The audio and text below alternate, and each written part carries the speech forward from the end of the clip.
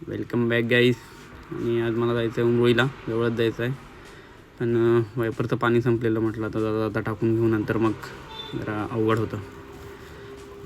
ते काढलं लिक्विड आणि काढायला घेतलं, पण फाटत होत नव्हतं भाई. कष्ट लागले भरपूर. सौरभ नाम सुन के सुरभी समझे क्या मेरे को, वाइल्ड फायर समझे क्या. हे लिक्विड टाकून घेतलं. आता बघा लिक्विड, हिरवं हिरवं लिक्विड टाकलंय मी.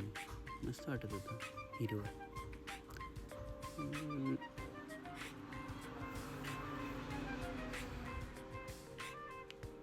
सीट बेल्ट लावून घेतली. टुक टुक टुक टुक करते ना जाम. जरा फास्ट फॉरवर्डमध्ये तुम्हाला कास्सा पूर्ण होती बघा. माझं चकाचक झाली ना एकदम, माझ्या टकुल्यासारखी.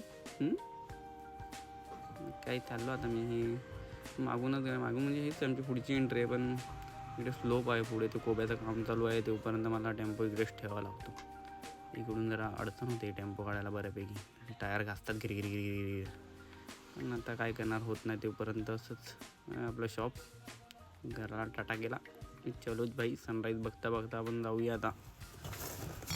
आमच्या रोडला कोण नसतं. मस्त सकाळ सकाळ खाली रोड 120च्या स्पीडला गाडी पळवायची आणि पोचायचं. आलो लोकेशनवर. रेल्वेचं काहीतरी काम चालू आहे इथे यांचं.